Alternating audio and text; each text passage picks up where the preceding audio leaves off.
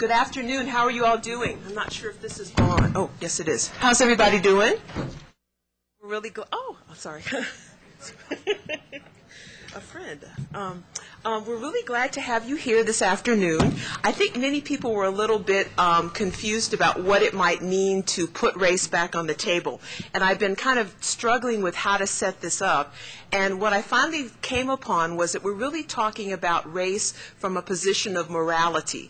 Many of us deal with race in terms of the law, those two school cases which came down from the United States Supreme Court a couple of weeks ago, the intent standard, color blindness, color consciousness, and the like. But what we'd like to do with you today is to really talk about race from a moral perspective, to talk about how we deal with racism. Does racism exist in our society? Should racism be changed by legal methods? And so we have a wonderful panel today. I think you're going to be quite thrilled by what you hear and see. We hope that we'll kind of go into your minds and souls and give you a different way of looking at race. We hope by the end of the session that you will come up and ask questions and share things with us. Our panel today is quite exciting and quite interesting. To my left is Frank Wu, who I've known for a really long time. In 2004, he became the 9th Dean of the Wayne State University Law School from his hometown of Detroit. He was on the faculty of the Howard University Law School, which I really loved, and he was 2 years as the clinical director. He was a clerk to the late U.S. District Judge Frank J. Battisti in Cleveland. So Frank has a deep experience in race law, and he's a good person. We worked together at the Lawyers Committee for Civil Rights years ago. Our next speaker is Roger Clegg, and he and I kind of tangle from across the country on how we see race. Just this morning I received an email where he was letting people know that the Congress has taken affirmative action out of the requirements for the Department of Transportation in awarding contracts. He, I would say, is a proponent of a colorblind society, and I think it's going to be very interesting to see the different ways that good people see race. He works with the Center for Equal Opportunity. They bring a lot of very innovative lawsuits advancing their view of race and their view of how the Constitution should see race and racism in America. He was with the Department of Justice from 1982 to 1993 and has a very interesting perspective that seems to be the predominant perspective of the courts at this time on race. Our last speaker is Brian Nosek. He's a professor of psychology at the University of Virginia. I've worked with Brian for many years, and he's going to have the most interesting presentation for you that I think will produce an aha moment for you in the way you think your brain works. I think once you see what he puts forward, you won't really trust your brain from here on out, and it may help you see how we often have very skewed views of the world, particularly regarding race. The way I'd like to start this is talking about the school cases that came down a couple of weeks ago, the cases from Louisville and Kentucky. Linda Greenhouse in the New York Times set up, I think, very nicely the two poles that we need to look at the Brown versus Board of Education from. There's currently a debate as to what Brown versus Board of Education meant. The four people majority led by Justice Roberts, believes that Brown versus Board of Education means that we need to have a colorblind society. There's another group of people, I think Souter, Stevens, and others, who believe that the Brown case stands for integration, that we need to take race into account when making decisions. So these are kind of the two poles, and I think you'll hear a lot talked about that today, and you have people who represent both situations and both points of view. So you're probably going, well, if that's the case, then why is this called putting race back on the table? Well, many people in society have taken race off the table. The conservatives believe that there should be a colorblind analysis and that we should not talk about race, that racism is really a thing of the past, that racism in its most virulent forms is really over and we don't really need to work on it. The Democrats and others have a different situation with race. the Democrats often feel that by seeming to be the party of blacks and people of color, that they lose white suburban votes. So they have pollsters and consultants telling them that they should not talk about race, that they should not raise it because it's going to lose them votes. And then you have just most of the rest of us who feel that race is a very uncomfortable topic. Many people of color are filled with rage about race and the persistence of racism, and feel if they raise this issue that it's just going to cause problems. Many white people feel ambivalent about race. They believe that racism still exists, but they have some problems with affirmative action or the like. They seem to see negative points of view expressed in lifestyles of some communities of color, yet they feel they can't raise this because they will be viewed as racist by other people of color. So we just don't talk about race, which is why race is often seen as being off the table. So the Equal Justice Society, which I'm involved with, has decided one of its priorities is to put race on the table, to talk about race, to talk about racism, to talk about how the law deals with race. So that's what this panel is going to be about today. We'll talk about the law. We'll talk about whether or not racism still exists. We'll talk about whether or not the law can be used to ameliorate racist behavior and attitudes.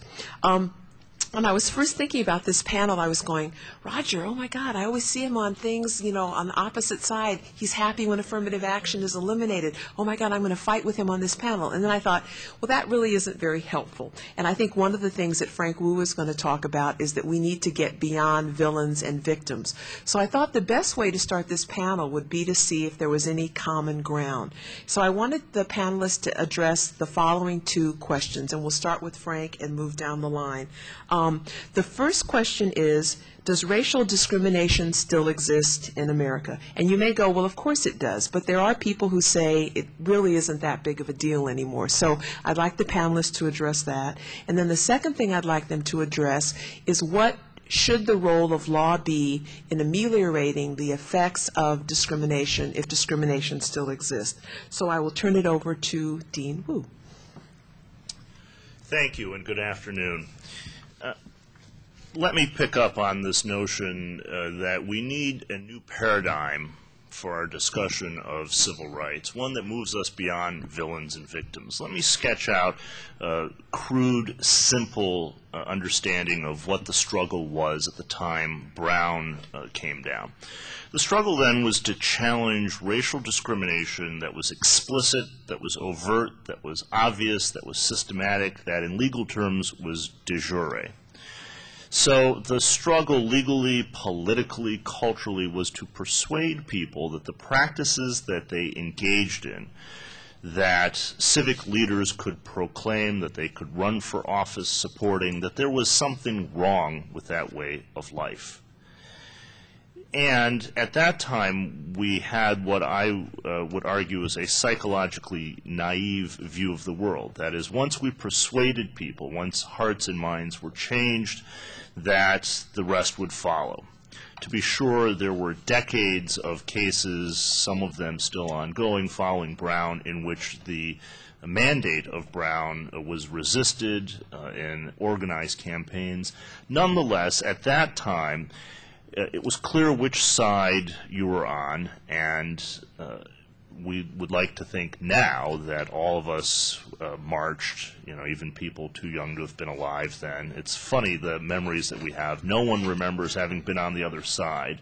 No one remembers what's documented in the Norman Rockwell paintings, for example, or in newsreels, the angry mobs that wanted to prevent black school children from sitting at desks next to white school children.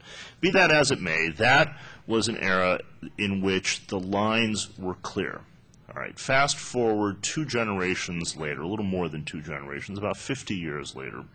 The challenge for us now, I propose, is radically different. There are, yes, still some egregious cases. We're shocked when we read of federal agencies, of Fortune 500 companies settling cases not for nuisance value, but for tens or even hundreds of millions of dollars. There are still terrible hate crimes. That still occurs. But there's been a sea change in racial attitudes. It doesn't matter what poll you look at, what region of the country, what ethnic background, virtually everyone today condemns outright racism.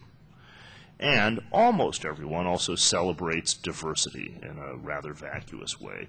So there has been change, right? People now pay lip service to Black Heritage Month and other weeks and months and festivals, and corporate leaders show up at Lunar New Year's banquets and eat an egg roll and give a speech and pose for a photo, as if by consuming the cuisine they comprehend the culture. All right, so that's progress. But the challenge now is to address what is structural, subtle, where causation is unclear or hidden in the past, cases that are ambiguous, where the disparities can still be measured. Doesn't matter what you look at, infant mortality rates, income, glass ceiling, you can measure concretely and show objectively that there is a gap between black and white, almost always to the disadvantage of blacks and to the advantage of whites, and that other people of color face similar, though usually not as severe, problems.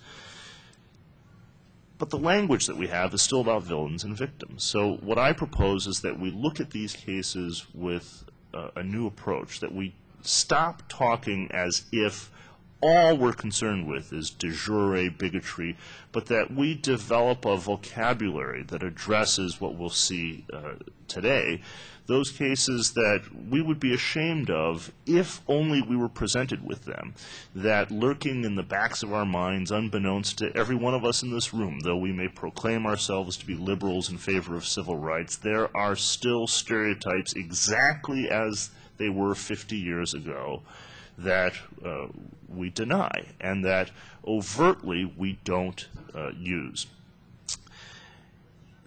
The risk here, though, is, I think, exemplified by the movie Crash, which had the signal virtue of getting people to talk about race, but also, in many of the conversations, led people to shrug and conclude, well, everyone's a little bit racist, right? So it all just sort of evens itself out in the long run because we all have these images rattling around in the backs of our heads, and therefore there isn't much we can do about it. That's just human nature, right?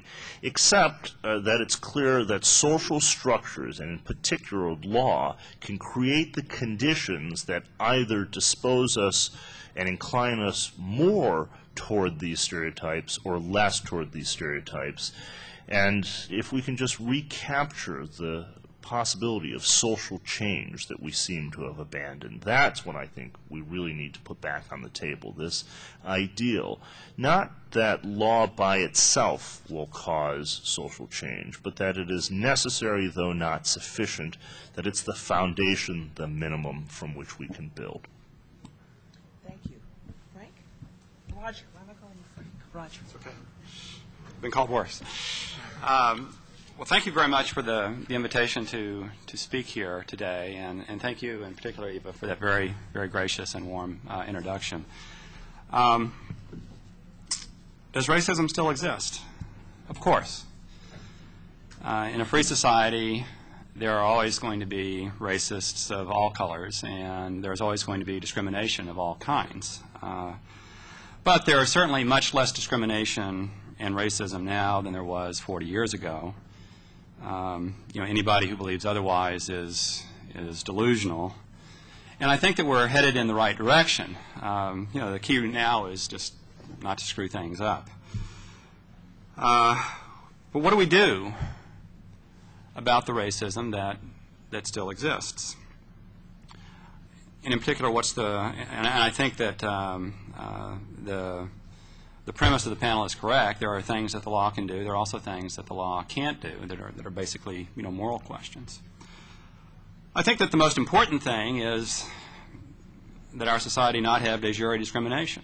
And I think it's also important that we enforce the laws that we have on the books against discrimination. Those laws have transformed American society in a very short period of time. They make it illegal to discriminate now in just about any kind of public transaction. And I think that that's all to the good. I think, though, that we also need to continue to speak out against racism, to use social taboos and the popular culture to send the message that racism is wrong. Here again, I think that there has been a sea change in American life. You know, if you are writing the script for a situation comedy or a movie and you want to signal to the audience that they're not supposed to act, that they're not supposed to like a character, you have that character say something bigoted. And then you immediately know that this is not a good person. So I think that the overwhelming message in the popular culture is that racism is a bad thing. There's one other important thing, though, that needs to be done, and you're not going to like this, but I'll come to it in a minute. Brian is going to talk about how there may be a lot of unconscious racism out there. And the question is, if we do have racism, whether it's of the conscious or the unconscious kind, you know, why do we have that kind of racism still? Some of it may be simply innate. I think that it can be unlearned, or it can be you can persuade. It's an attitude that's malleable, but I think that some degree of it may be innate. That's too bad, but it's there. I think that sometimes racism is taught. There again, I don't think that we have a lot of that anymore. I don't think that white parents, you know, sit down with their children and say, whatever you do, don't like black people. They're inferior to you. That may happen sometimes, but I don't think it happens very much anymore. I think that some of the racism, though, that still exists is the result of observation. You all have heard, I'm sure, the story that Jesse Jackson, not a member of the Ku Klux Klan, had to admit that it pained him when he was walking along a street and heard footsteps behind him and turned around and was relieved that he saw not two black kids but two white kids. I think that this is not to condone racism. I think that people should be judged as individuals. But the fact of the matter is that so long as a disproportionate number of African Americans commit crimes, think that abusing drugs is keeping it real, think that working hard and studying hard is acting white, and continue to have children out of wedlock at the rate of 7 out of 10. And by the way, I think that causes much of the other social pathologies that I've talked about. So long as all those things happen, there is going to be prejudice. It's a vicious circle. Racism makes it more likely that you'll do bad things, and doing bad things then feeds the racism. We have to work on both sides of the circle. Now, none of this is new. This is one of the things that W.E.B. Du Bois and Booker T. Washington agreed upon 100 years ago. But I think that addressing the bad behavior side is most crucial now. And this is not just, middle-aged white guys saying this. This is Bill Cosby and Juan Williams and a lot of other people, too. So, my bottom line is that the most important way to address the remaining racism in our society is for African Americans to stop having 7 out of 10 children out of wedlock. Thanks. Brian? Thanks for having me. I'm here as a social scientist, not as a legal scholar in any way. And just dovetailing on both of Frank and Roger's comments, it is quite accurate to say that there has been a sea change in the way in which we conceive of our attitudes, the ideals of egalitarianism, of the devaluing the notions of bigotry and prejudice, and the insights from that I'll speak about with the presentation part when we get there. is that the conscious intentions that we have, the conscious beliefs that we possess, are not always sufficient or not always the causal agent in our behavior or our perception or our thinking. And so a lot of times one of the fundamental insights from our field is that we need different ways of measuring what is driving someone's behavior than asking them. Asking someone what they believe is very important because our conscious belief systems are critical in shaping the way that we plan, strategize, and direct our behavior. But since a lot of our behavior is driven by automatic processes that the person may not even recognize in of themselves, we need to be innovative in developing ways of measuring, of assessing, both on individuals but also in corporate or organizational levels, of the possible presence of thoughts and attitudes and beliefs that are shaping behavior in ways that the society may not value and may want to intervene in some way to change. So that's what I'll say on that part. Okay.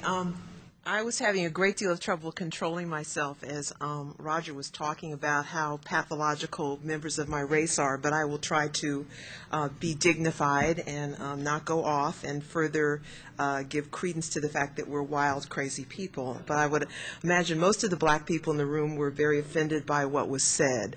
I didn't say everybody. I said a disproportionate amount. I hear you. I was still profoundly offended. But it's kind of like my reasons for being angry with you from across the United States have been ratified, so thank you very much. Do I believe that racism still exists? Absolutely. Unless you believe the bell curve, you would have to infer from what you see about the horrible disparities that Frank has talked about, infant mortality, the glass ceiling, incarceration, breast cancer rates, and the like, that there does seem to be racism alive and well in the world. Law should be a tool for eliminating racism. Many of us are lawyers for that reason. We thought that Brown versus Board of Education opened the door to using the law to eliminate a lot of the disparities that many of us see in our reality. But the law has been taken over by people like Mr. Clegg and the people who agree with him, and they've done it very brilliantly. You now have a court which seems to think that color blindness is the way to approach discrimination. You have the infamous case of Washington versus Davis, which requires us to prove that there's racial animus before there can be a finding of discrimination under the 14th Amendment. Frank also talked about some things that are reasons for discrimination in our society. Structural racism. My friend Angela Blackwell says that racism is baked into our culture, and I think that's right. For example, you may have a hardworking black person, and those are the people that I know were not having kids out of wedlock. We're not robbing banks. We're not using drugs. We're doing very wonderful things. But you may have some hardworking black people who want to get a job, but because of housing discrimination patterns and economic situations, the jobs are very far away from where they live, so they're not able to get to the jobs. You have many inferior schools, which are a residual effect of separate but equal in this country, so a lot of kids of color and poor kids do not get a good education. You have structural racism that was built in our society. Think about how Social Security was originally set up. When Social Security was set up, people who were domestics were excluded from Social Security. Those are my people, hardworking black people who were domestics in the South, but they couldn't get access to Social Security. You also had a situation where much wealth is passed from white people through, and I have to often say, and I say this whenever I speak, and if you've heard me speak before, you've heard me say it. You'll hear me talk about white people. I have nothing against white people. Some of my best friends are white people, so don't trip when I talk about white people. But many white people pass wealth, well, we're equal, huh? So we pass wealth down through housing. If your parents had a house, they might be able to give you money to buy a house and to have wealth in that way.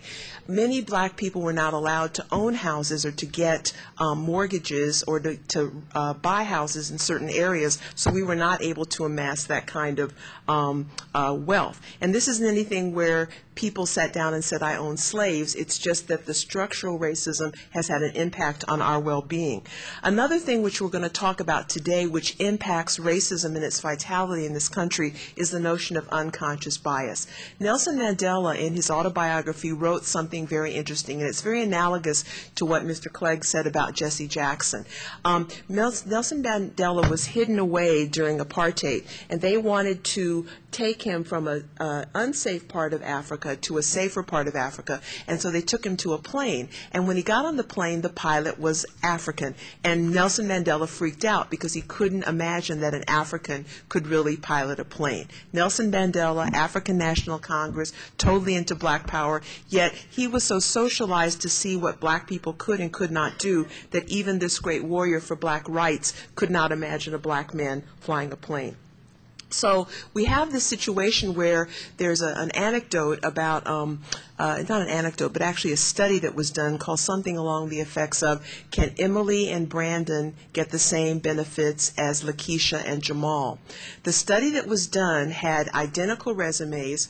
Black-sounding names were put on the top of one set of the resume, white-sounding names on the top of another resume. The resumes with the white-sounding names got more jobs, got more interviews, got farther along in the process. The resumes that had white-sounding names black-sounding names didn't get as far along in the process. When the resume qualifications of the black-sounding names were inflated and were indeed superior to those from the white names at the top of the resumes, the white people still got farther along. I could go on and on and on about other examples of unconscious bias. I have to cop to it myself, and when I heard some discussions of looters after Hurricane Andrew, the first image that went in my mind was African American. So maybe I'm closer to Roger in my thinking than I care to admit. If we have this going on in our society, yet we have a legal standard under the 14th Amendment which requires that racial animus be alleged and proven before we can show a finding of discrimination under the 14th Amendment, most of us who are litigating are doomed to fail because the jurisprudence does not reflect how racism actually plays out in our society.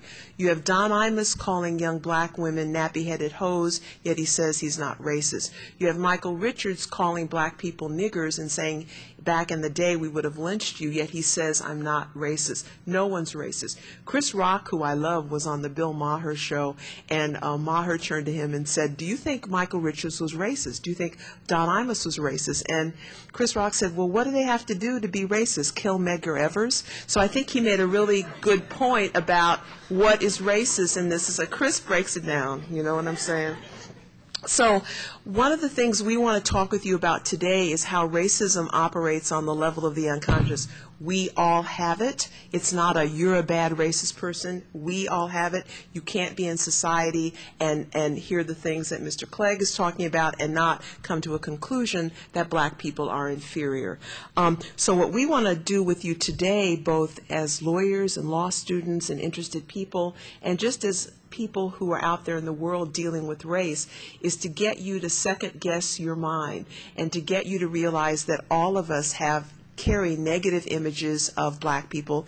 But it's not just black people, it's negative images of fat people, of short people, of ugly people. There was an actual study that was done when I was at the ACLU several years ago showing, and this may sound odd, but it's real, that more ugly people get the death penalty than people who aren't ugly. And so there's a lot of stuff going on in society. So I think you're going to be very pleased at the presentation you see from Brian Nosek. I've seen it maybe 4 or 5 times. It's always mind-boggling to me, and I hope it changes the way you see things. So without further ado, I will turn this over to Brian Nosek.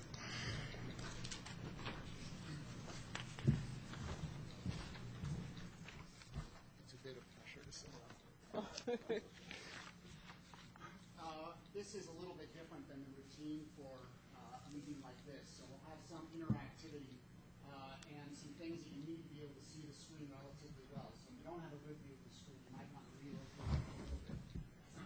My research is in how thoughts and feelings are shaped by our social context, and the ways in which our social context can shape our thinking without our understanding of it, without our recognition of it, and even constraining the way that we see and perceive the world. So what I want to do is first start fairly far from the topic of this meeting on just ordinary operations of the mind that developed over our evolutionary history to help us solve problems, to help us navigate the environment, and to help us have success in our perception and everyday action.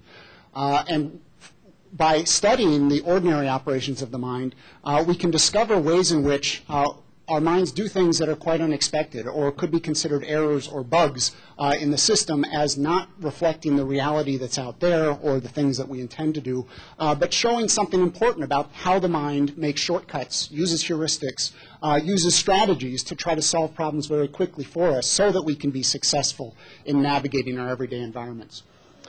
So one of the fundamental processes that we have in our everyday thinking is the process of perception. Perception is getting some information from the outside and translating it into an experience in our minds so that we can have some comprehension of what's out there in order to plan and engage our everyday action.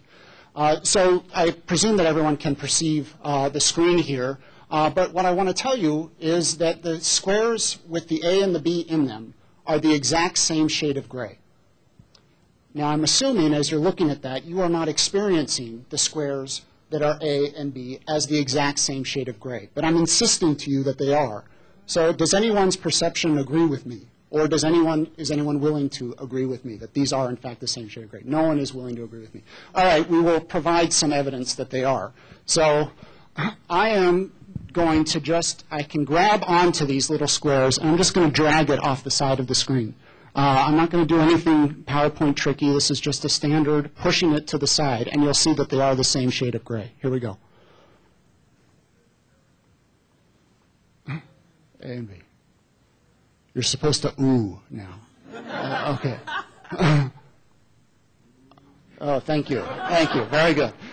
Okay. Is anyone still skeptical, thinks that I'm still screwing around with something? Okay. Okay, everyone's skeptical. All right, I'm going to show you a different way. So this time, those are the exact same shade. I'm insisting that they're true. You can see these two lines that I have here. These are the same shade of gray lines. Everyone can agree that those two lines are the same shade of gray. Well, I'm going to connect the squares A and B so that you can, in fact, see that suddenly they're going to turn in to the same shade of gray. So watch them now. Now they should look like they're the same shade of gray. They're connected. So this illusion is incredibly powerful in that it is impossible not to see them as different shades of gray, even though they are. If you're still skeptical, you can come up and test it afterwards to your own, you can isolate the things and look at it. They are, in fact, the same shade of gray. What's powerful about this illusion is having the knowledge that those are the same shade of gray is not sufficient to change your perception. Your perception is not amenable to reason. You don't get to decide what I am going to see. Your perception just happens. And it's based in a lot of experience that we have in the world. So why does this particular illusion happen? It happens because we use a lot of information in our perception to infer what it is that we're seeing. In this case, the light squares around the A square are making the A square seem darker. Our mind is making a distinction. It likes distinction. So it's making A seem darker, and it's making B seem somewhat lighter because the squares immediately around its borders are darker than it is. So by that context, we're shifting our perception. Okay. So if you're still not convinced of that one, we'll try a different one that's called the Mcgurk Effect. This one is an auditory illusion. So what I'm going to have you do in this case is this side of the room, I don't want to look at the screen while you listen. And this side of the room, we're going to play a sound, and you just watch the screen as you listen. And your only task is to identify what the sound is. It's just a syllable. We'll play it a few times. And after you've heard it, then I'll ask by show of hands what sound you think you heard. Okay, so folks on that side of the room, don't look at the screen. We'll play this a few times. Here we go. Ba ba ba ba ba ba. I'll do it again. Ba ba ba ba ba ba. I'll do it one more time. Ba ba ba ba ba ba. Okay, who heard ba ba? Who heard da da?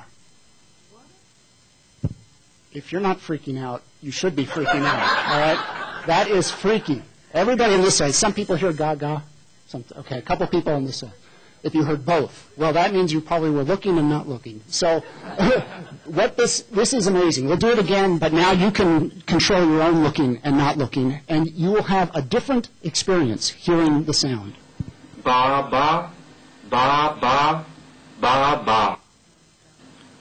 Ba, ba, ba, ba, ba, ba. This should be entirely bizarre because it's the auditory experience that you're having in your head. That sound that you're hearing is changing whether you're looking at this or not looking at it. What this immediately showed when they established this finding, this is a classic finding in the auditory research literature, is that speech perception is not just sound. Speech perception is also visual. Right? We use a lot of information that we see in people's lip movements to understand what it is they're saying. But what's shocking about it is the sounds that we experience are shaped by what we're seeing. Right? So sound is not just an accumulation of those sound waves that are coming into our head, getting sent as electrical signals, and somehow interpreted in our auditory cortices. That's also being influenced by the visual information that's coming in and being blended together into an experience. And in this case, the experience that we have depends on the pieces of the context that we are perceiving. Right? Our experience can change if we have different components of information. And the experience that's in our history of making sense and understanding what it is that information is coming in can fundamentally alter what it is we actually experience. So what's being shown here, we can do it without sound. The actual visual information is gaga.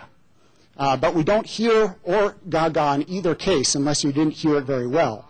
But his lip movements are gaga. The sound is ba-ba. When we see them both together, we integrate it as da-da. Right? So it's actually three different experiences depending on which piece of information you're paying attention to, right? Even though it's the same information. Okay, so one of the key points of understanding how the mind operates is that we don't just take the units of information that are coming in our senses, put them together, and represent the world as it is outside in our minds. We also use our expectations, our theories about how the mind should work, how the mind does work, in order to help us infer what is actually happening out there. So one of the places where this is immediately obvious is in language. Language is ambiguous in many circumstances, and yet we have no problems interpreting and understanding what is being said because we have lots of theories in different situations about what should be being said in this context. For example, we see newspaper headlines all the time, and even if those have some ambiguous meanings, we usually interpret it in the way that the presenter of the information wanted us to. Take, for example, doctors urge wider colon tests. People are probably not saying, ooh, ow, when they see that. They're probably thinking, oh, more people should be getting colon tests, right? There's a proper way to cut the cheese from Miss Manners. She is actually referring to camembert, right, not actual farting, and how you could do that more effectively in different environments. During the Clinton administration, this one appeared. DC internships offer taste of politics. They were not referring to Lewinsky, right? They're talking about experience in politics is wonderful. And then riding that theme, Jane Fonda to teens, use head to avoid pregnancy. So each of these has an intended meaning that when we're reading the newspaper, we just understand it and make sense of it immediately. But there's also some ambiguity, right? We read that phrase and we think, okay, Jane Fonda is telling kids think first, not blowjobs for everybody, right? She is, so those types of the ambiguousness of that information is resolved very quickly because we have theories about what should be happening in this situation. We don't get as surprised by that unless we are have dirty minds and we're guided to think about other ways. We make sense of information based on what it is we know and think about the world around us. Okay. The last illustration before we get right back to the topic is one that has demands on attentional processes. Most of these have been about perception and interpretation. This one is designed to challenge your capacity of attending to things. Attention is very important because we need to get rid of a lot of information in our environment to focus on the things that are important to us. So I'm going to put you in a situation where your attention capacities are strained. So the task is very simple, but it's hard to do. So let me show you what it is. That's her. So there's more pictures of her if you get bored of this. So, so the task is this. There are two teams, one with white shirts, one with black shirts. Each of them has a basketball. Your task is to count the number of passes of the team with white shirts.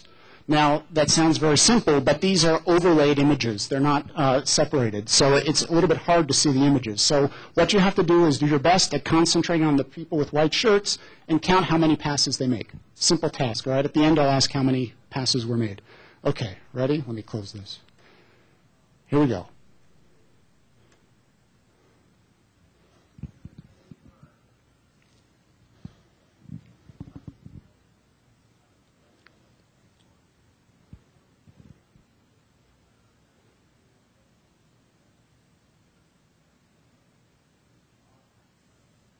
Okay, how many did you get?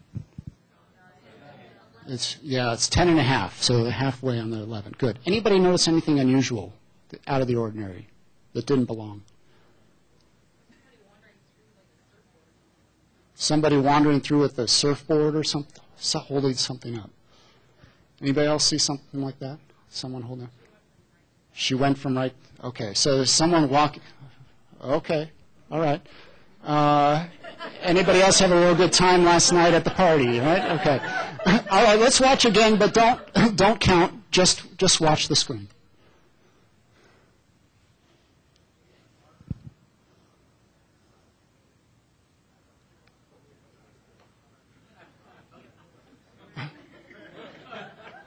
So there was a woman with an umbrella that just walked right through the scene.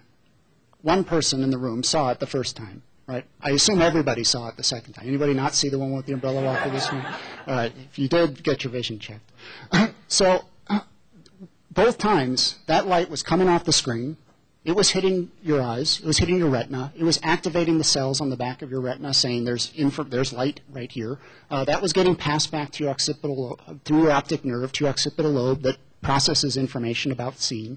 And somewhere in your mind, it decided that information is not relevant for me.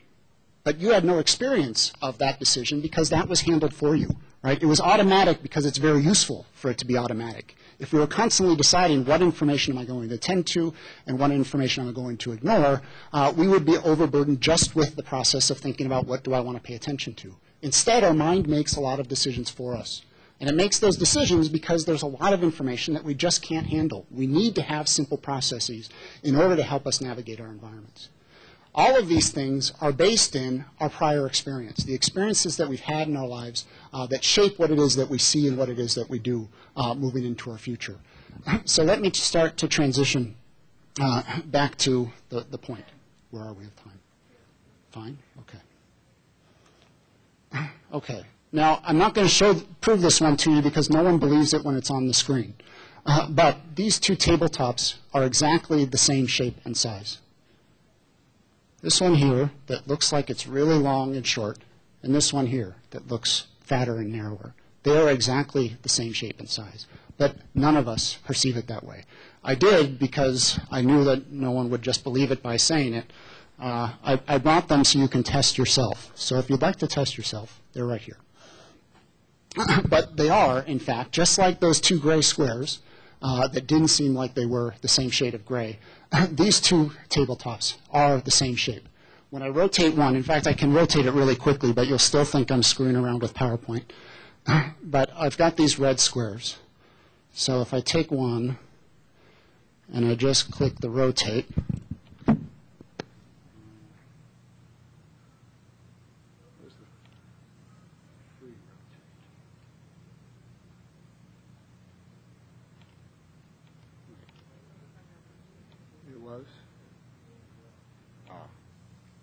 there it is. Okay. So if I slide this over,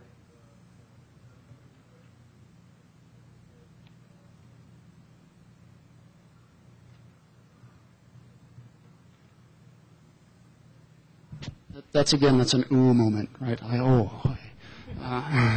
Okay, so you're not convinced, but that's okay. You can test yourself there. So what makes this illusion happen is the context of the information, right? We see those two parallelograms as very different shapes and sizes because there's other information in the scene, a context that helps us interpret that information. So because of that context, we see the fundamentally what is the same thing as fundamentally different, because we have a social history of understanding what depth perception is. Stuff that goes back into our visual system is elongated by our mental minds because we know that things that are farther away look smaller even when they're bigger than things that are close. So we use that information when we're trying to make sense of this scene, and we don't even recognize that we do it. Fundamentally the same process is what we examine in our research, which is we can see the exact same piece of information in the social world, someone taking something out of their pocket, and perceive it fundamentally differently based on the contextual information. The color of the skin might actually change the perception of what the person is actually doing. Is this a threatening maneuver? Are they removing something that's dangerous? Or are they just pulling out their wallet and going to show it to us? The same behavior might really be seen. Not just, oh, I'm going to tell you I saw something different, but actually be seen different. Because we have social histories, we have experiences, we have associations in our minds about what those groups are like, what people are like, what the different pieces of the social information are that can change the way we see and understand this sort of scene or any sort of scene that involves making sense of what a person is and what they're doing. So the last demonstration that I want to show is a different way of trying to measure what types of associations people have in their mind. We think of attitudes and prejudice and racism as being this explicit process, this thing where people are saying, I don't like this group, and this is how I feel, and this is what I'm going to tell you. But we also have lots of associations in our minds that might be quite different than our beliefs, the attitudes that we report and hold on to and say, this is what I believe in. And so that's what the implicit association test is intended to measure. So this is a voice demo.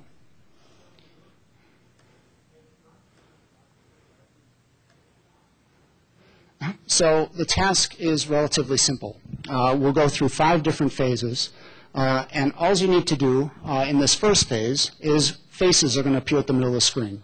If it's a white face, you say left. If it's a black face, you say right. We do it as quickly as we can, and I will estimate sort of when half the group has said left or right and hit the space bar and have it continue. Just go through these as quickly as possible. Everybody got it? If you make a mistake, just keep going. Here we go. Right. More enthusiasm. Good.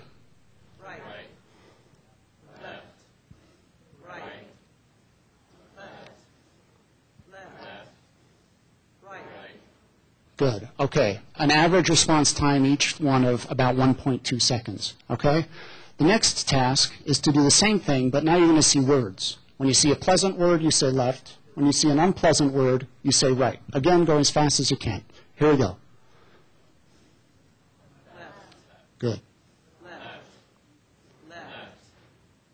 Right. Right. Left. Right. Left. Very good. Okay, a little bit faster. You're getting used to the task again, about 1.2 seconds on average. Okay, now this is where it gets tricky. You're going to do both tasks at the same time. If you see a word, it's a pleasant or an unpleasant word. So all the pleasant words go left, and all the white faces go left. When you see an unpleasant word, it goes right, and so do all the black faces. Okay, again, you go as fast as you can, make as few mistakes as possible. Here we go.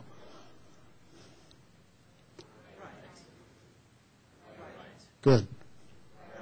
Here we go.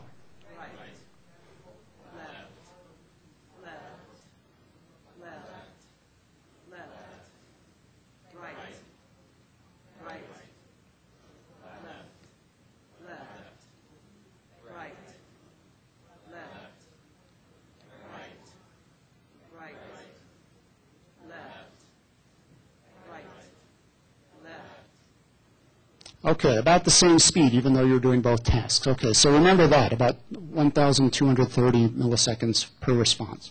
Okay, 2 more blocks of this. Now we're going to switch sides. So now the black faces go to the left and the white faces go to the right. Same rules as before, we're just going as quickly as we can. Okay, ready? Here we go.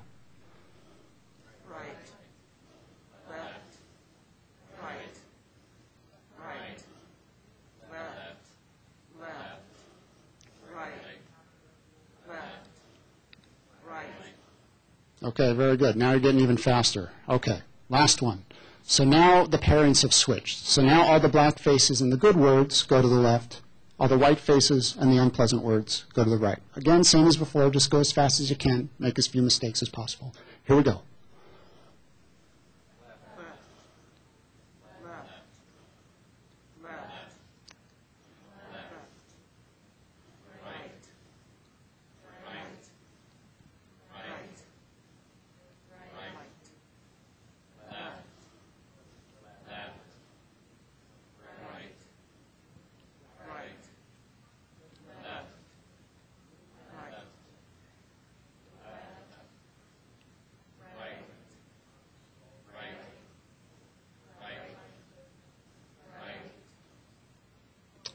(1,456 milliseconds. So it was, on average, about 220 milliseconds slower when white faces went with bad and black faces went with good. Or, sorry, other way around. When we were faster as a group by 220 milliseconds per response, putting white with good and black with bad than the reverse. Right? And that may seem like, well, geez, that's not very fast. But to a cognitive scientist who's thinking about how long does it take to say, does this go left or right, that's an eon. It is a very long time that's interfering with the decision. And so the basic concept is this. If things are associated in our memories, we can do the same response to them more quickly than if they're not associated in our memories. So this is a schematic of my data the first time that I did this. I was much faster as we were as a group, putting black with unpleasant and white with pleasant than the reverse. It took me longer to do that. And what our research suggests is that the extent to which these concepts are associated in our mind, they will facilitate responses in this way. Now you might be wondering, well, wait a second, if we started with the other one first, then wouldn't we show the opposite effect? No, we wouldn't. We do this experimentally in the lab. The order does explain about 3% of the overall variation in the result, but it is not a substantial influence. What we find with measures like this is that they not only show a lot of variability in the culture, and I can show you here some of the data. We operate a website where people can come out and try out this task and many other tasks measuring their associations that they have in mind. Here's a subsample of the white participants. About 81% of the visitors show an easier time doing what we as a group showed, easier time putting white with good and black with bad than the reverse. And about 7% show the opposite pattern. When we look at black participants, we could anticipate the exact opposite, right? But we don't, no. So we see right down the middle, as many black participants, almost as many, show, actually in this case, a little bit more, show a pro-white bias, but we see it usually about 50-50 split of African Americans sorting white with good more easily than sorting black with good together. And we understand this as reflecting what we think, how we think these associations form in mind. We're all exposed to the same cultural environment. Right? We all see the messages about what groups are like and what they are associated with. So that information gets encoded in our minds, whether we agree with it or not. African Americans also have a lot more opportunities for positive associations. They themselves have a positive association with themselves and associate themselves with black. Usually more family members are black and so have more opportunities to develop positive associations, whereas white participants don't have as many of those opportunities. What we also find in this research is that these sorts of biases are meaningfully related to behavior. So you might have seen just yesterday a news story of one of my colleagues, Mahzareen Banaji's lab, found that doctors are less likely, who have stronger pro-white biases on this task, are less likely to prescribe a thrombolysis treatment for blood thinning for African American patients in a heart disease context than those white doctors who have less pro-white biases as measured by this.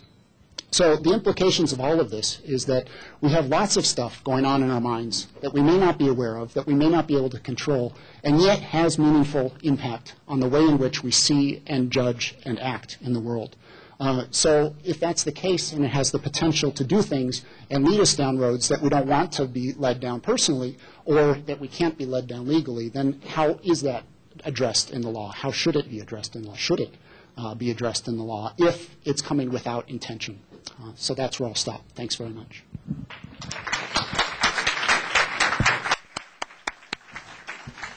Thank you very much. I never tire of that, and I always want to see if people see the woman walking across with the umbrella. They do another one where a gorilla comes out and pounds on his chest, and no one sees it. You're pretty slick, the only conscious person in the room. Well, to come full circle, the reason we brought this to you today is that one of the goals of the Equal Justice Society is to eventually overturn Washington versus Davis. And probably some of you are going, what are you talking about? That's just black letter law. Well, I met a man, Herb Simmel, who was in law school when Plessy versus Ferguson was the law. So someday some of you are going to go, oh yeah, Washington versus Davis, I remember that before it was overturned. So one of the things we're using to get at it is to look at the fact that most bias does not operate out of racial animus, that there's a lot of unconscious bias that fuels decisions. And if you ask those people who made the decisions about the resumes with Lakeisha and Jamal, if they were racist, they'd say absolutely not, and they would probably believe it. But the impact of the unconscious bias is very, very sound. And I'm actually very grateful to Roger for what he said, because it makes me understand that there are people out there who look at the statistics and conclude that somehow black people are not so good. And that may not be what he said, but it really is very informative to me, and it's kind of a wake-up call coming out of my bubble in the Bay Area. So thank you very much. So in the interest of fairness, we're going to allow Roger to speak first about what he's heard and seen from Brian. I believe when we talked on the phone, Roger, you had said something to the effect of, well, how do you really prove unconscious bias? What do you do with that? How do you litigate it, and the like? And so I'd be interested in any reaction you would have to the presentation you just saw, and also about how it connects to what we believe is the fallacy of using the intent standard for proving discrimination. Sure. Well, thank you. Thank you for first. The notes that I made before I came up here are under the topic, should the law be changed to make it easier to challenge unconscious bias? And I think the answer to that is no. And I have good news for you, Eva, which is that you don't have to overturn Washington versus Davis to show that, to challenge unconscious bias. I think that there may be a misunderstanding about what disparate impact is and what disparate treatment is. And maybe this is too technical, but if you have an individual who is treating white people and black people differently, that is disparate treatment, even if the individual is not intending to do that. So if you have an employer who is treating resumes from black people differently than resumes from white people on account of their race, whether it's conscious or unconscious, that is disparate treatment, and that can be challenged without having a disparate impact theory. So I don't see that the phenomenon of unconscious bias justifies or shows a necessity for taking the disparate impact approach. Now, I'll leave it to you all to decide, how much of this, which I think is very interesting, but how much of it translates into a likelihood of treating people differently, when they're hired or admitted into college or whatever. I think that disparate impact lawsuits are bad, and I think they're counterproductive if we're trying to eliminate bias. The disparate impact approach results in getting rid of perfectly good selection devices, and it results in de facto quotas.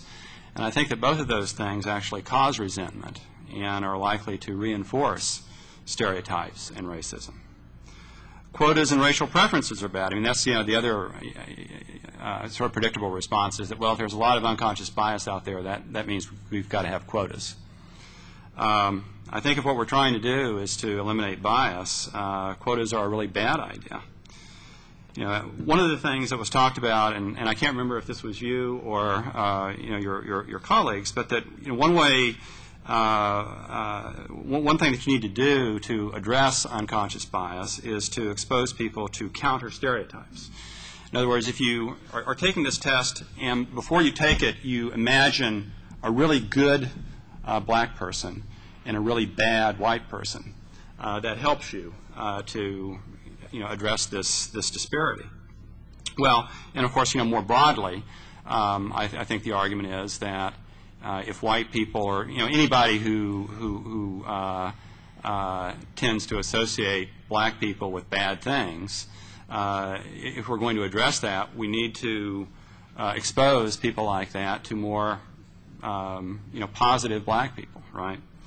Well, if you want to do that, the last thing you want to do in a college, for instance, is expose white people to a disproportionate number of less qualified African Americans, which, of course, is what you do when you use racial preferences.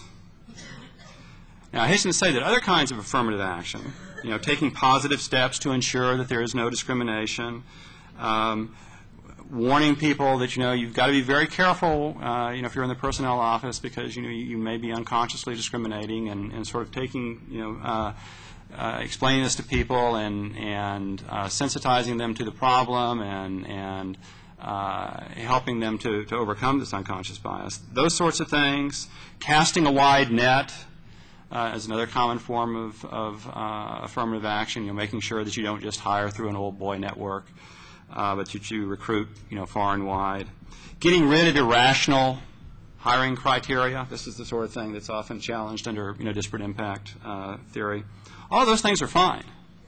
No problem with that kind of affirmative action.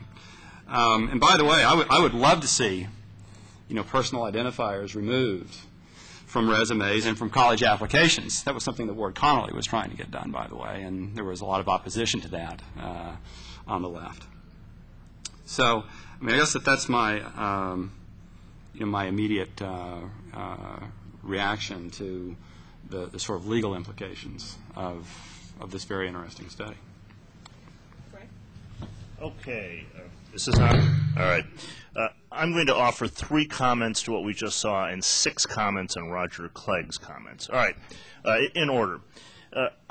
What I think all of this social science demonstrates is, first, that race is not like other traits, that it isn't enough to think about diversity in the abstract and to talk about, well, we need tuba players for the marching band, we want people of different viewpoints, different interests, different skill sets, to think that racial diversity is like diversity in the stocks that you pick.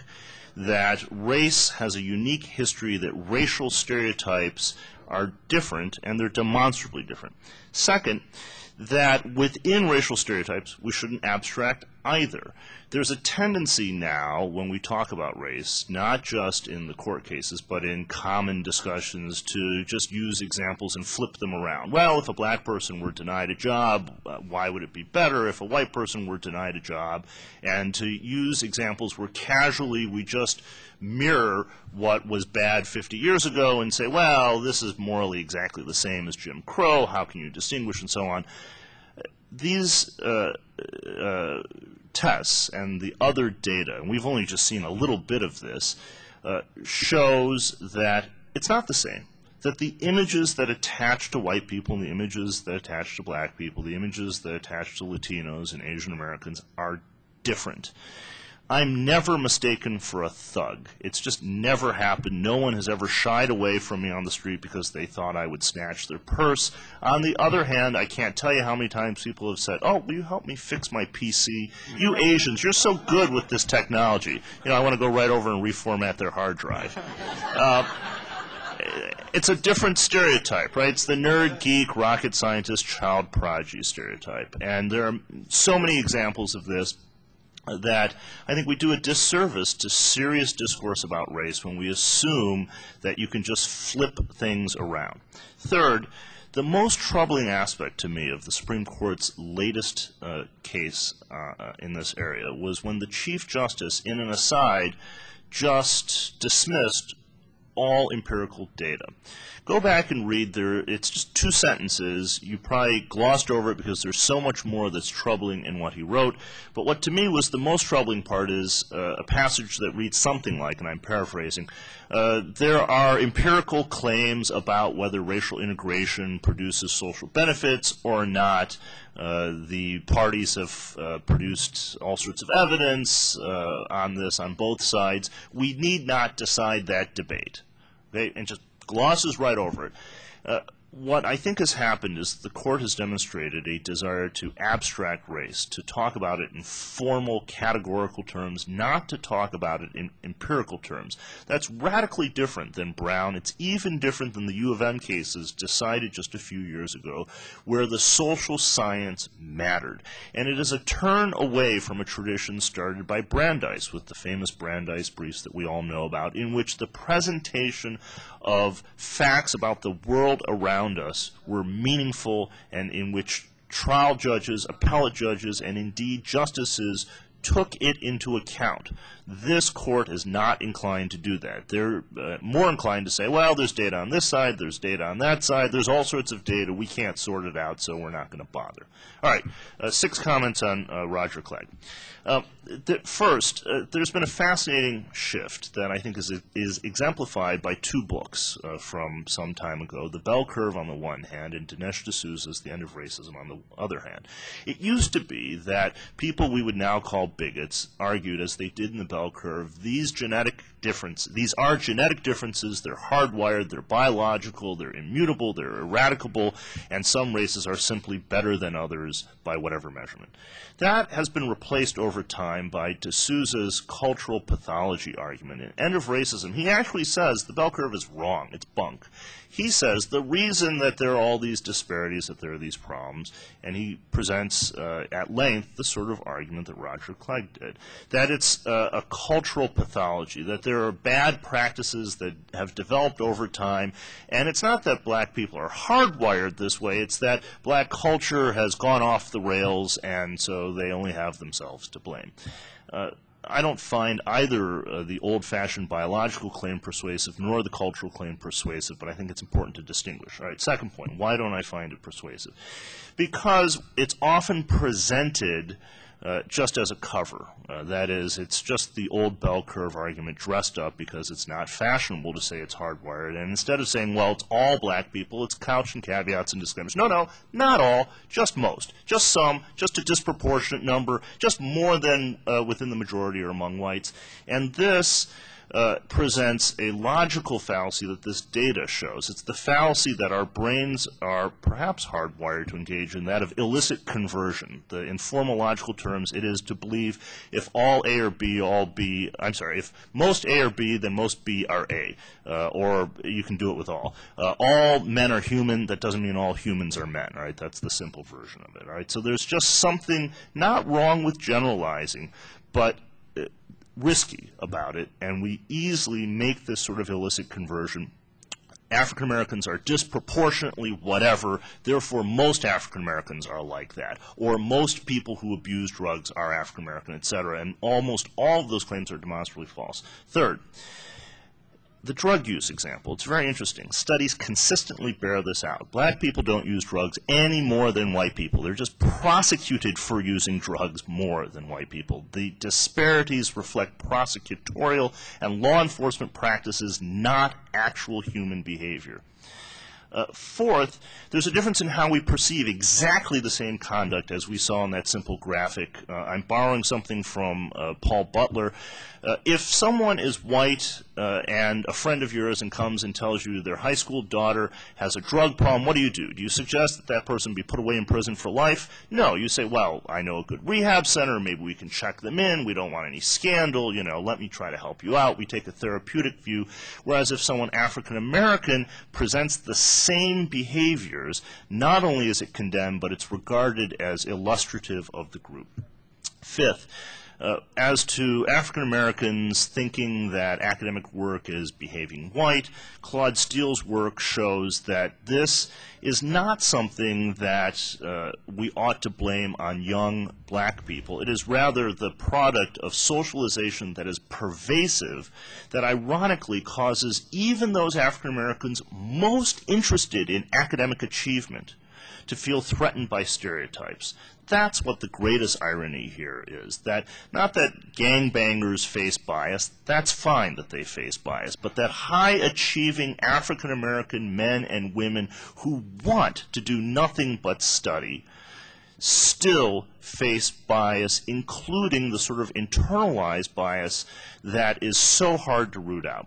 Sixth, what's most interesting about these disparities is that some of the studies of driving while black show that it is not those African Americans we would stereotype as having children out of wedlock, as engaging in antisocial behaviors, who face the greatest disparities, but it is hardworking, self-respecting, decent, entrepreneurial, older African Americans. For example, driving while black, the disparities don't go down. In some instances, they go up when you look at older African Americans. In other words, not the sort of people who present the profile of the illicit drug user.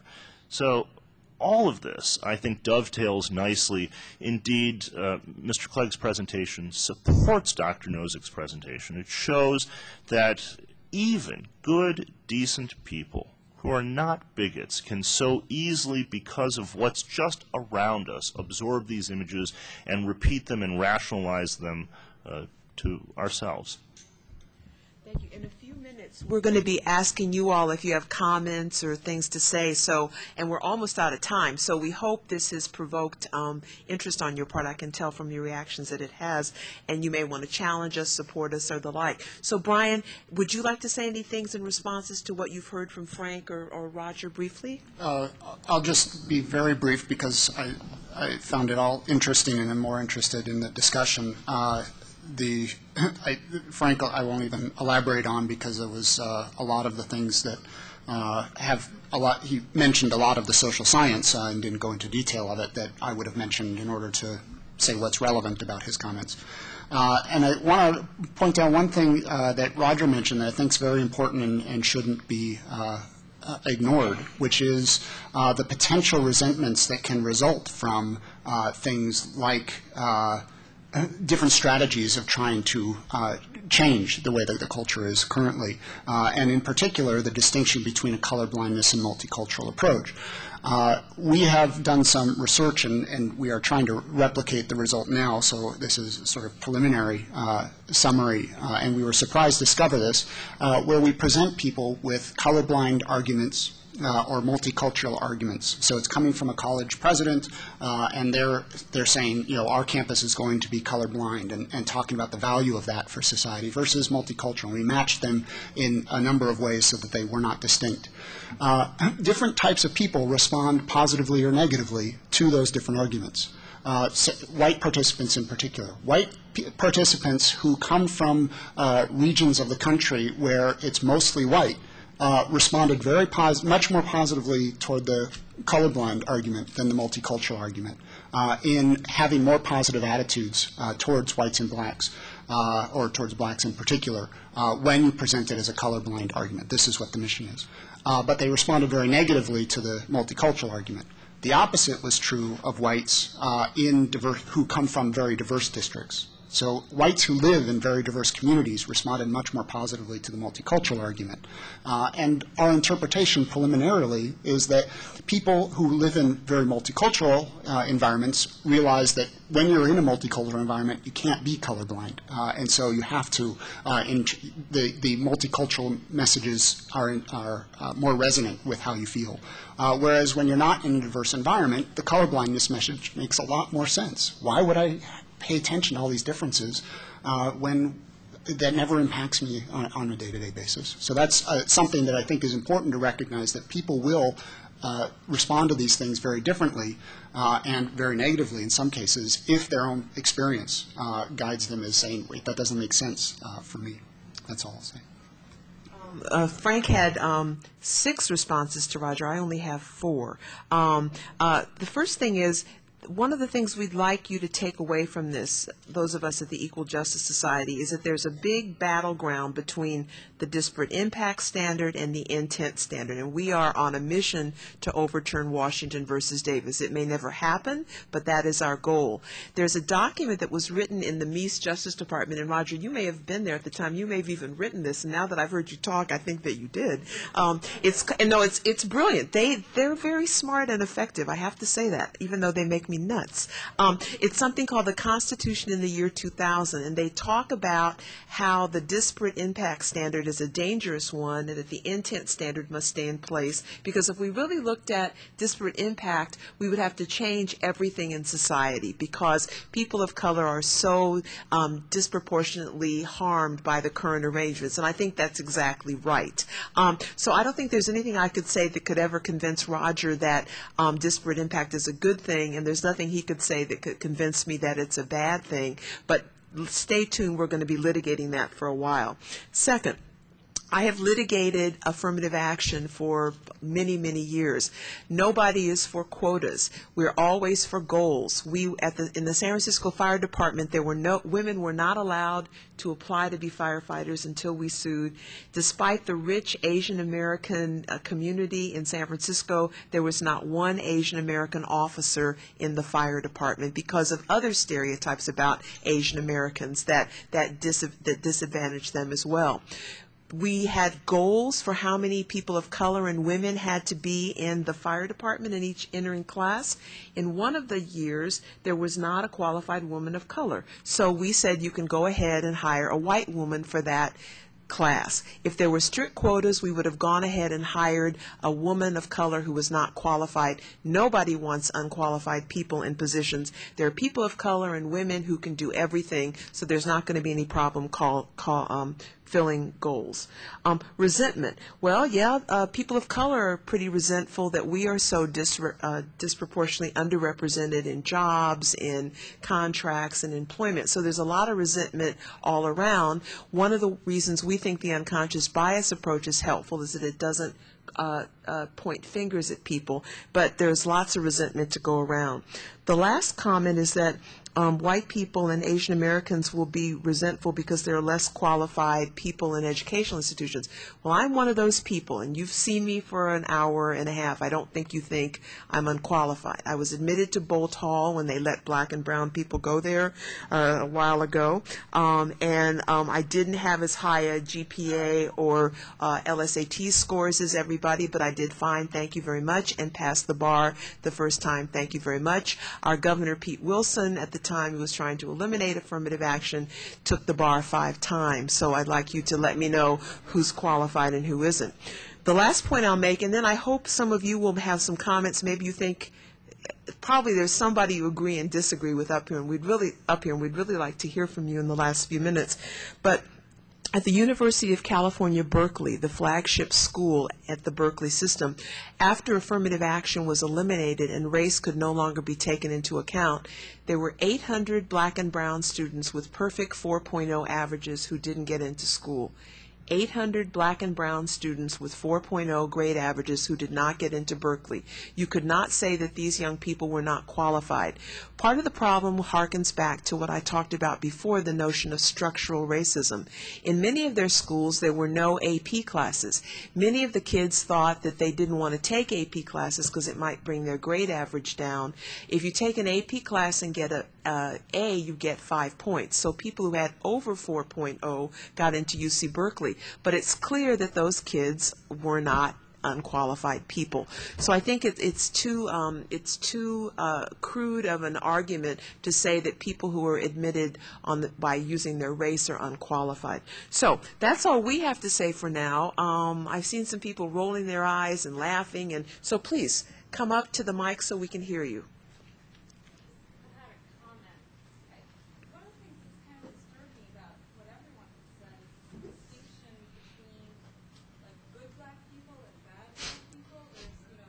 Hardworking people who really are just trying really hard and want to study and want to work, and then there's the bad black people. And I feel like you would never say that about white people. And I'm just sitting here listening and thinking, wow, I know people who do drugs, and I know people who have felony convictions and who have children out of wedlock, and I don't think they're bad. And I think it's a really unfair way to treat it, because it just forces a whole group of people to be one or the other instead of allowing people to have flaws and be nuanced and still be good people. So that's my comment. That's been going through my head during this whole Michael Vick thing. I have to admit my shallow side. I have a total crush on Michael Vick, and I've just been so sad that he's caught up in all this. But when I saw all this, there were all these news reports showing the bad black people watching dog fighting and people making generalities about pop culture and hip-hop and gangsters. So hold that thought.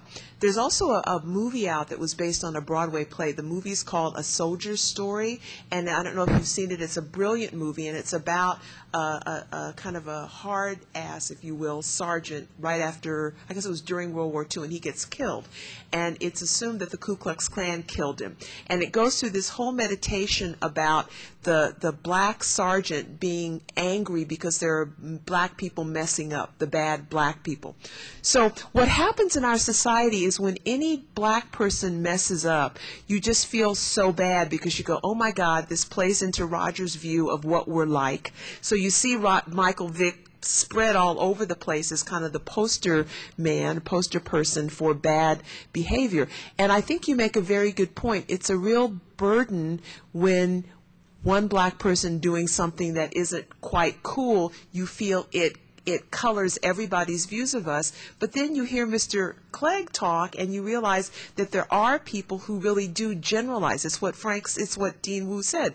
A equals B, so B does A. So it's very disturbing. I don't have an answer for it, but I fall prey to that as well. And Michael Vick should be allowed to mess up. I mean, I don't think white people felt bad because that referee was accused of fixing games. I don't think every black person went, oh my God, I feel so bad, my race is bad. I don't think that happens. Maybe it does, but I really doubt it. So I don't have an answer to what you're saying, but I hear what you're saying, and it's a troubling burden that one carries. So. Let me interject. I said what I said, and when people are interested, they can go back and look at what I said. But I began by pointing out when we were talking about what causes racism, okay? And I was going through the different causes, and one of the points that I made was that some racism is caused by what people observe and what reality is. And that Jesse Jackson, for instance, has observed that there are a disproportionate number of thugs who are African Americans. And so he generalizes when he hears footsteps behind him and sees that the people following him are not black, and then therefore concludes that, thank goodness for that. That is a bigoted reaction, right? But it is a bigoted reaction that is informed by the fact that a disproportionate number of African Americans commit crimes. And, as I said, I think that the reason for that is that a disproportionate number of African Americans grow up in homes without fathers. 7 out of 10 African Americans are born out of wedlock versus about 2 out of 10 for non-Hispanic whites, versus even lower than that for most Asian subgroups. So I am not saying that black people are hardwired to be bad people. I am saying that there are some aspects of African American culture that are very problematic and that result in a disproportionate number of African Americans committing crimes, getting mixed up with drugs, not doing well in school, etc., etc. And that those disparities, which are facts, result, unfortunately, in a lot of people, black and white alike, making generalizations about whom to hire and whom to lease apartments to and so forth. It causes racism. And if you're serious about wanting to address racism, one of the things you need to do is address these social pathologies. Here's the problem with this. I know Jesse Jackson. I will see him in October. I don't think he's ever said that he thinks black people are disproportionately thugs. And I'll ask him about that, and I'll call you about that.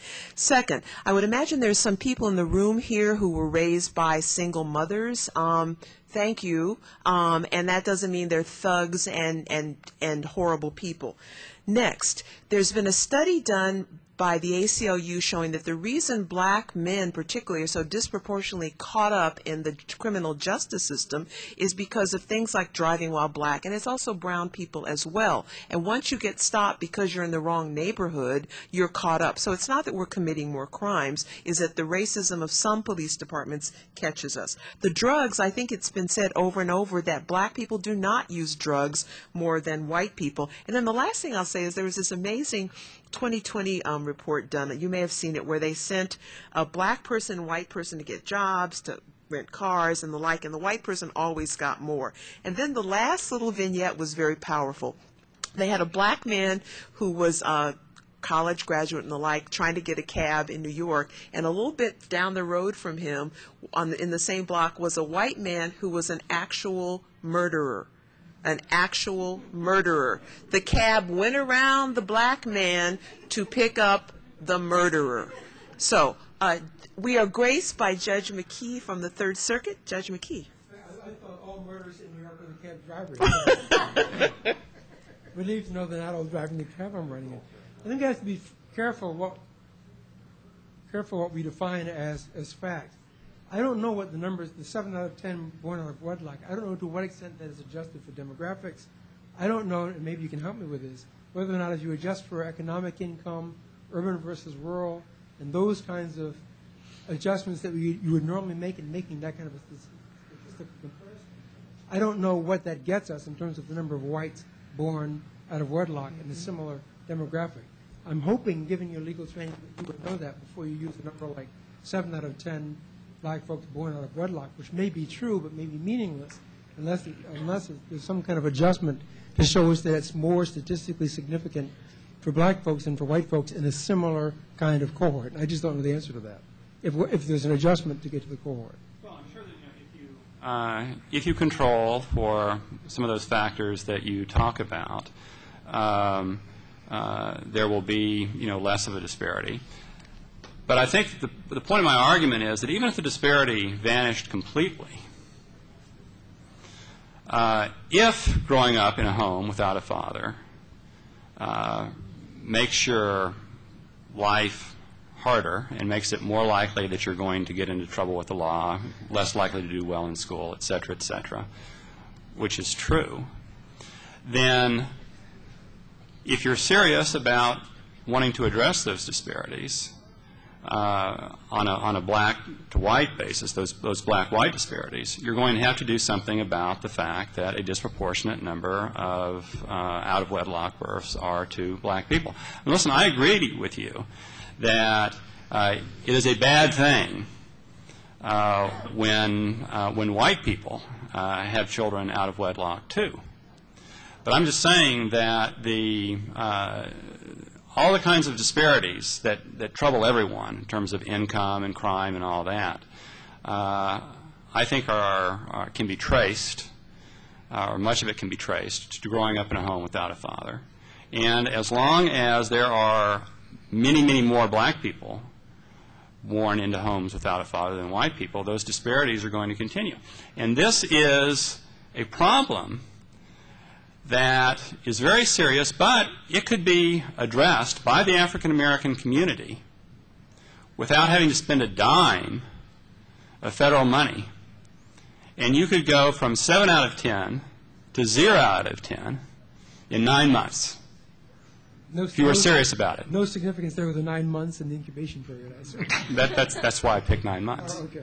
My only point is that I think using numbers like that without informing the audience that it may or may not have been adjusted to reflect something which is portrayed as suggesting is very, very misleading and feeds into the thing that I think that you're Look, trying this to is not a new observation. This is what Daniel Patrick No, Moynihan wrote about what is the a observation? generation ago. What is, if 7 out of 10 black folks are born out of wedlock, I don't doubt that number. I don't know, but I don't doubt it. That's a fact, yes. It's only a statistically significant fact if adjustments are made to show that it's somehow different than the number of white folks who are born out of wedlock. Yeah, it depends on what you're trying to prove. Now, I agree that, look, if I were trying to show that, well, this proves that black people are promiscuous, okay, then you would be quite right to say that, well, wait a minute.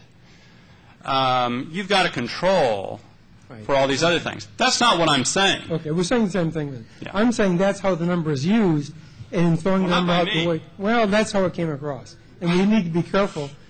I'm not doing what I heard it that way, perhaps. I'm just simply saying that we have to be careful. I'm saying that growing up in a home without a father leads to all these problems. That's what I'm saying. Okay. I'm not saying, you know. I don't know if it's cause and effect or not, because I don't know if there are other things going on that cause the father to be absent that may be the cause. I just don't know. You may well be right. I just don't know. But the other point that may not be as contentious is that the countering a stereotype with a stereotype thing, I think, is totally ineffective because of the whole concept of selective reinforcement that Brian can probably talk more about. I can't tell you how many times growing up in a pretty much all-white community, I was told I'm not like the other black folks.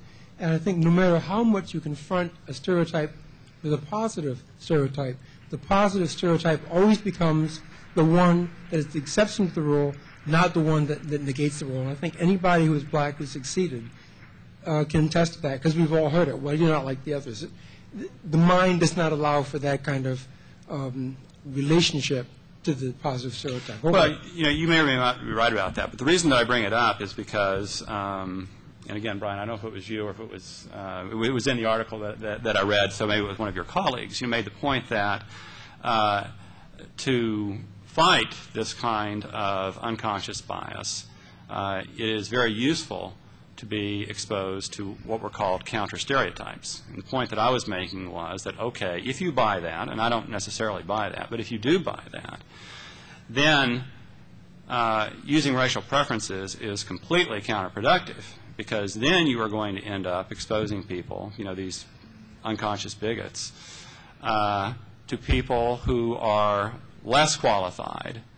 I mean, the African-American people that they are going to be exposed to at the University of Michigan are going to be systematically less qualified, less academically qualified than the whites and Asians that they are being exposed to. So you're not going to get those counter-stereotypes. I just want to make a very quick comment, which is there's an inherent tension in the positions that Mr. Clegg takes. On the one hand, he is resolutely against affirmative action or anything else that has a group remedy that smacks of group rights, because every individual should be treated as himself or herself, right? Yet, when it comes to addressing stereotypes, he urges group responsibility. That is, he doesn't allow individual African Americans who may not be engaging, in fact, in the antisocial conduct, but who may be affected by the stereotype to escape from it. Rather, he insists that they must take responsibility for the group as a whole, even if they don't accept affirmative action or group rights and want nothing to do with the individuals whom he condemns. That's troubling, and if I may, as a point of personal privilege, one aspect of the arguments that we now see about race that especially troubles me is that for the most part, in a way that I think is politically strategic rather than sincere, Asian Americans are categorized with whites as sort of honorary whites, as distinguished from people who are black and brown. And I, for one, would rather be recognized as a person of color. If I'm going to take sides, I don't want to partake of white privilege. Well, the University of Michigan, I'm sorry to say, draws the distinction that puts you in the category of people that get discriminated against rather than in a class of people that get preferences. I don't think that you should be classified as either an honorary white or a person of color. And I've said over and over again that the kinds of stereotyping that I'm talking about, the kinds of generalizations that get made are wrong, that we should be on guard against them, that people should be judged as individuals. But we're talking about where does racism come from in the year 2007, and unfortunately, it comes from these this social aggregate behavior, and it's too bad that people draw the conclusions that they draw from that, but it happens, and if you're serious about wanting to address that problem, you're going to have to do something about those aggregate numbers. We're running out of time, and there are two people at the mic, if that's okay, because the founder of the American Constitution Society is the second person in line. So why don't we have this gentleman, the founder, and then we'll call it a day. Okay. I'd like to make a comment and a question. First of all, my father, who was born in 1905, grew up in poverty in a Jewish ghetto in New York, told me that 50% of his classmates, also from a Jewish background of poverty, wound up in gangs and in crime. And I think this is part of history that too many of us forget. But I have a question to Roger, and that is, if you have a student who grew up in Harlem with a single parent and having to work his way through school and winds up testing in the 90th percentile, and if you have a student who grew up in Scarsdale, didn't have to work their way through school, and winds up in the 95th percentile, who has inherently more talent and is more likely to succeed and be a valid candidate for a school? I think that probably the first student does. And I don't have any problem. And by the way, if you change, I mean, it could be a white kid, by the way. There are white people in Harlem. There are also plenty of poor white people in the country. Maybe they don't live in Harlem, but they might live, in Appalachia or someplace like that. And by the way, there are plenty of black people living in Scarsdale with who get private tutors and all the rest of it too. I don't have any problem with giving special consideration to people who have overcome poverty, who are diamonds in the rough. But diamonds in the rough come in all colors. Eva, do you mind if I just... Okay, I was sitting, so I don't think you saw me. Just really quickly, there are so many things we all want to say. So the one thing I wanted to say, because I know there are students in this room, is that outside of the context of employment, in almost all other contexts, you cannot bring a case except if you can prove racial animus using the intent standard. I totally applaud the Equal Justice Society. This doesn't require an answer. After Sandoval, you can file a complaint with the Offices for Civil Rights. You cannot bring a case under Title VI of the Civil Rights Act of 1964 without proving intent. We have all kinds of areas of practice, and this is something that I just don't want students to walk out of this room without knowing. This has a tremendous impact. Environmental justice, access to health care, practices in schools, across the board, and I applaud Equal Justice Society for doing this work.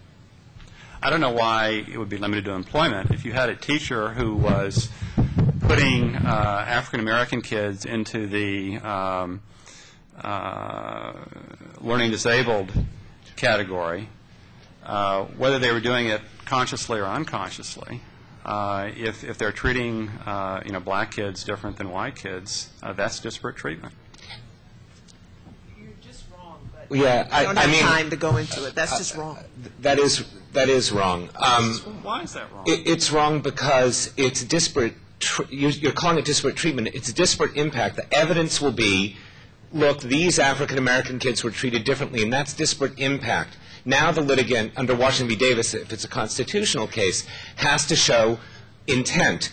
All we have is the impact the person is unconscious of the racism. Now, I agree with you that it might be, and disparate impact, as you know, under Washington v. Davis, can prove intent by itself if it's so stark as to be like a Yick-Wo or a Gamillion kind of a case.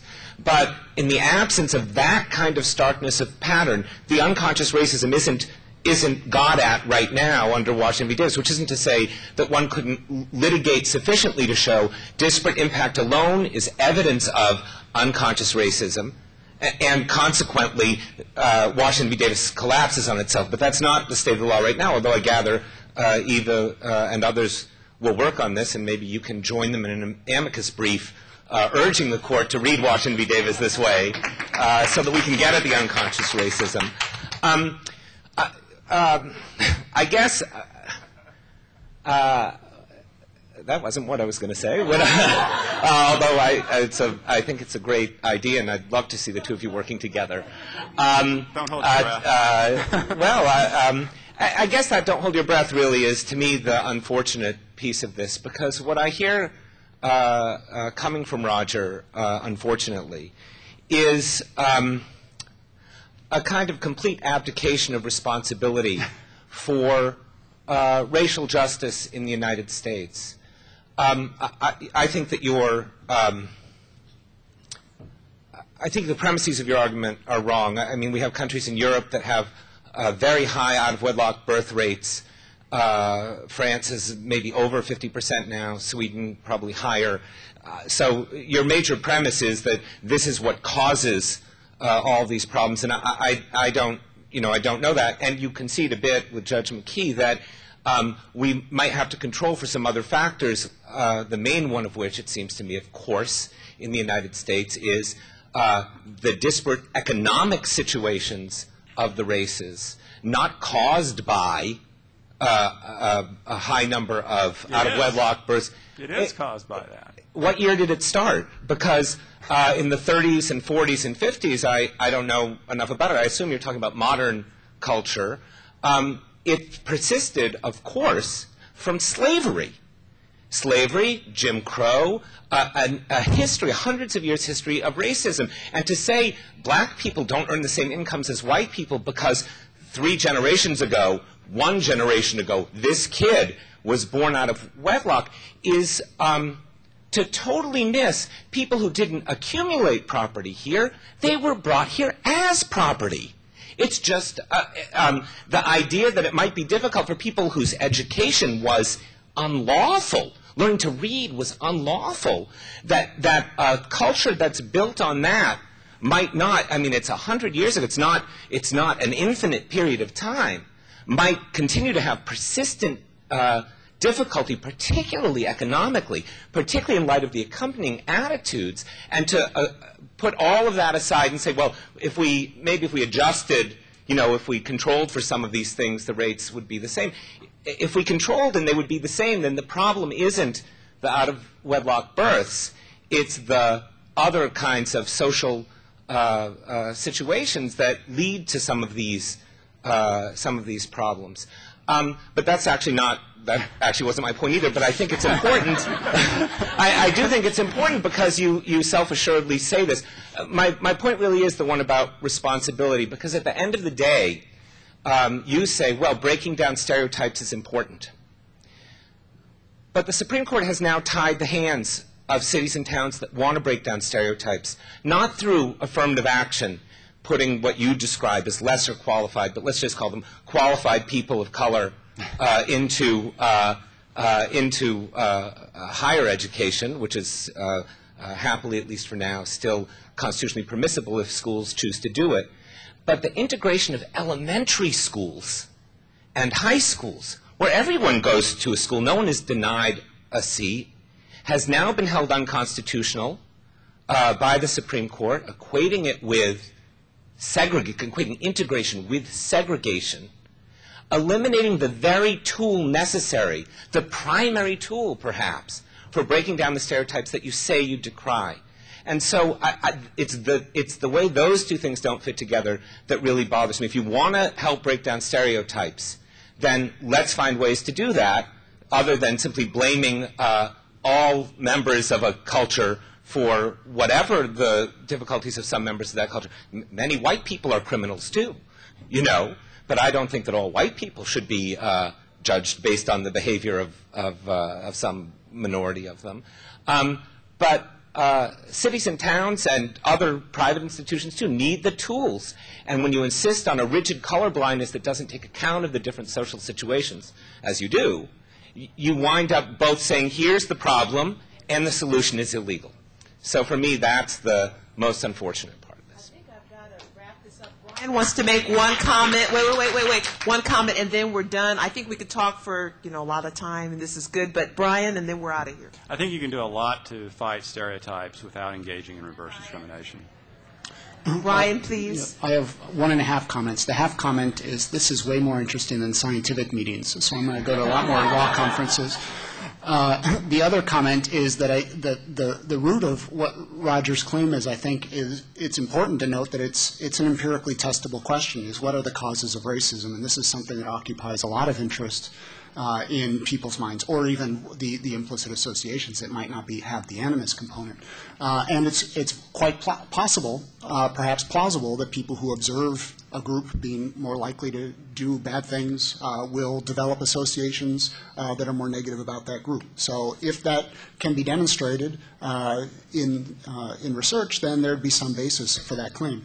There is, I don't know, evidence supporting that people, for example, who know more accurately racial disparities in criminal behavior or something show different attitudes. There might be. I'd be interested to know it. But there is other evidence that other factors influence racial animus and judgments. For example, people who are more likely to want to socially dominate their group they want on top are more likely to have racial animus towards other groups, and this is especially true in groups that are dominant. Likewise, we find evidence that kids as young as 3 years old have not just implicit racial biases, but also real strong explicit ones.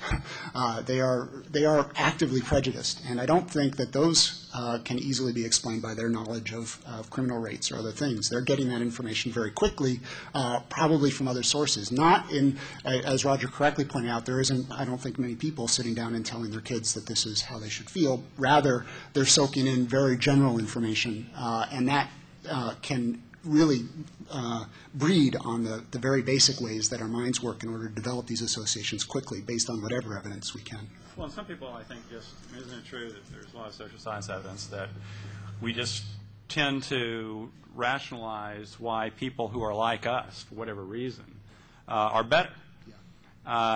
And skin color may be part of it, but it can be all kinds of other things as well. I'd like to thank the panel. This could go on forever. We were very nervous. I was very nervous that no one would come, no one would be into this, there'd be no controversy. So this is great. Thank you very much. Thanks to ACS. Bye.